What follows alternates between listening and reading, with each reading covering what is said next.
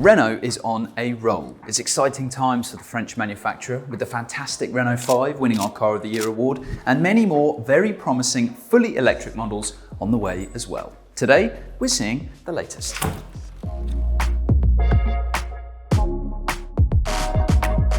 This is the new Renault 4. What is it, and will it be any good? In this video, we're finding out.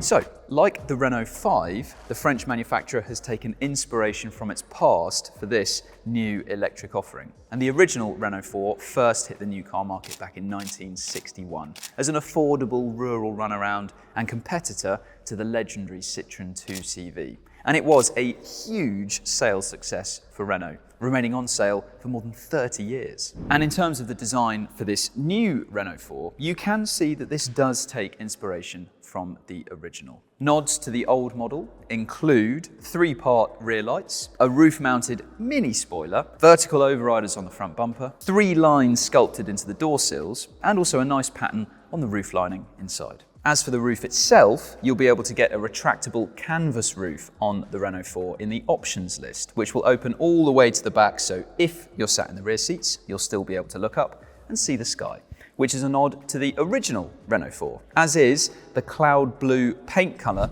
that we have on this car here. In total, there are 5 different colours that you can choose from. This 2-tone finish that you see here is an optional extra, but these roof rails, by the way, will come as standard on Techno trim and up. These bonnet cut lines are said to reference the original car's clamshell opening.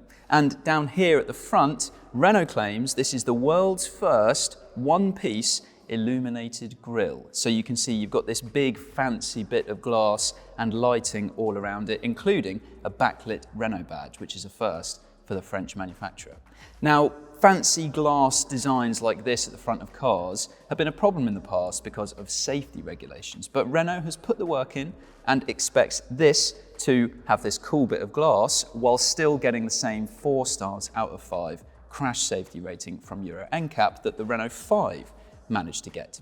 You won't get exactly this look as standard though. It's anticipated that you will get the glass on the entry-level trim, but perhaps not all the elements of the fancy lighting that you see on it. But what do you think of the design overall? Is this another striking and successful reinvention like the Renault 5?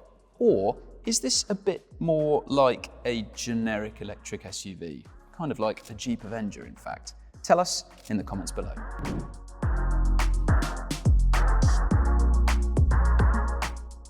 Now, rather than talking about how this compares to the original Renault 4, it's probably more relevant to discuss the relationship between this and today's Renault 5, because the two cars are, as you'd imagine, very closely related. But this is positioned as the more practical choice of the two cars. So even though they're built on the same platform, this is taller, it's longer, and it's wider than the 5. And while that car is a hatchback, this is much more of an electric SUV. And so as a result, it will be up against a different set of rivals to the 5. So that means this will be seen as a competitor to things like the Jeep Avenger, the Vauxhall Mokka, the Volvo EX30, and the Smart #1. Now, is this really so much more practical than the Renault 5? Well, let's look at the boot, where the official figures show that this has a capacity of over 400 litres, which is 90 litres more than what you get in the back of the Renault 5. And compared to a Mokka electric, compared to the Jeep Avenger electric, this is very impressive when it comes to overall capacity. And it's not just the sheer space available to you that is very good. There are some handy features to point out, like these dinky cubby holes either side of the boot. You've also got virtually no loading lip at the front here. In the Renault 5, you've got a great big dip down from the entrance to the boot floor, but nothing like that here. It's also incredibly low to the ground. This is 607 millimeters off the ground, and Renault says this is lower than all other competitors that this is up against. And that brings a number of benefits, of course. It's very easy for a dog to get into the boot, although it won't have a particularly great view out of the back. It's also very easy to throw things in and to get them out again, and you can even use it as a seat. Plus, on top of all of this, there is some very useful underfloor storage.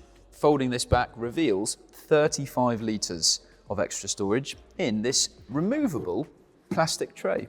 So you can put your muddy boots in there after a walk and then take this out at the end, give it a hose down and put it back, which is a very, very useful feature to have. If you want even more space than this, then you can remove the parcel shelf.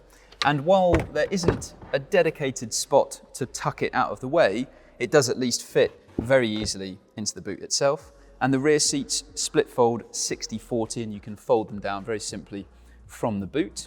And the front passenger seat folds down completely flat, which is very handy. But unfortunately, that feature probably won't come to the UK market cars, which is a shame. But overall, this, on the face of it, looks like a very good boot.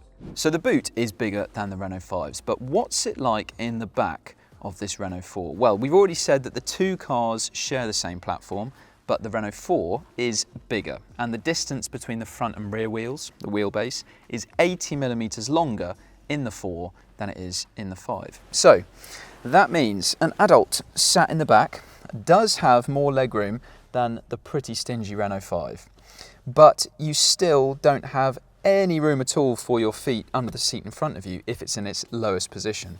And headroom is slightly better than the Renault 5, but not by a huge amount. So if you're 6 foot or over, then you will be feeling pretty cramped in these rear seats back here. So it's better than a Renault 5, but not particularly amazing by the standards of the wider electric SUV class. You do though have a flat floor, but sitting 3 people side by side in these rear seats will be pretty tight. Now, up front, you can probably tell straight away this is virtually identical to the interior that you get in the Renault 5, but that is no bad thing because that has a fantastic interior and this looks very good as well. So you've got these 2 screens up here on the dashboard. This is your driver display. This is your touchscreen infotainment system. For the driver display on the entry-level trim, as with the Renault 5, you'll get a smaller screen, but on mid-spec and above, you'll have this bigger one. And for the touchscreen infotainment system, it's the same size no matter what trim you go for, but the lower trim level has a slightly different operating system from the higher ones. So if you go for Techno and above, then you get some Google functions built in to the infotainment system. So you'll get Google Maps and you'll get Google Assistant as standard, which is great because straight out of the box, you'll have a very, very good sat nav and a surprisingly useful voice command function as well. And of course, you'll get Apple CarPlay and Android Auto as standard. And what's great is down here you can see this selection of physical switches. So that means if you just want to very simply adjust the temperature while you're driving, you don't have to dive into a fiddly touchscreen menu up here or anything like that. You can just very simply hit the rocker switches down here. And it's great that Renault has got them on the 5 and on the 4 as well. Now we are so impressed with the interior of the Renault 5 because it's very well priced and the rivals that it's up against are a bit naff.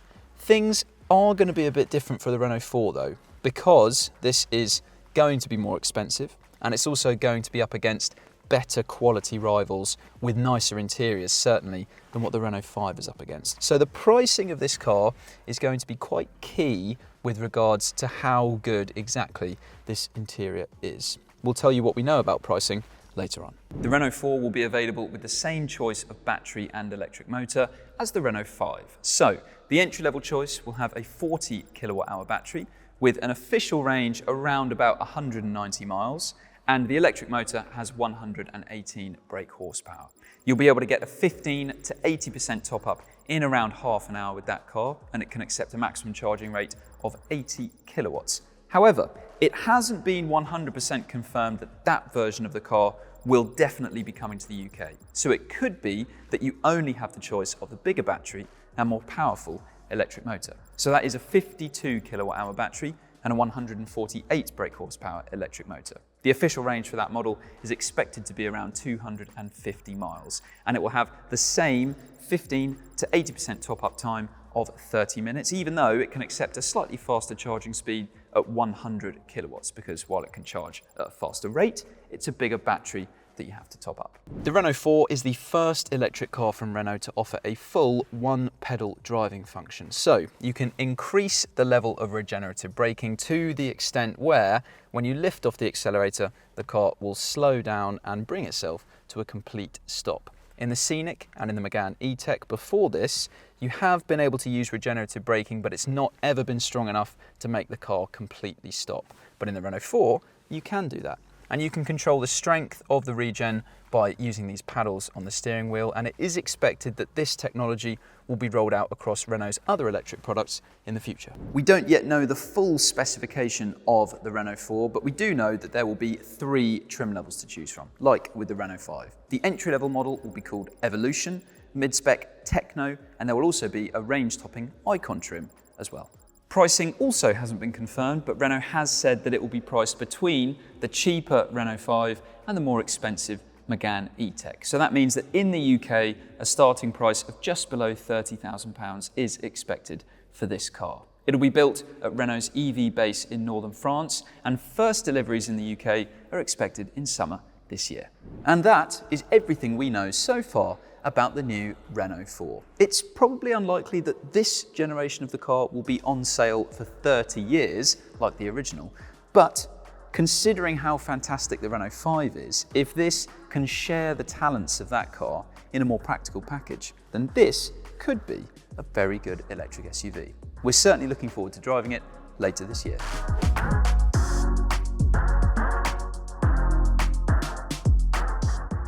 Thanks very much for watching this video. If you want to see another one, then click up there and make sure you subscribe to our channel as well. And if you want to read much more about the Renault 4 and every other car around, click on that link to go to whatcar.com.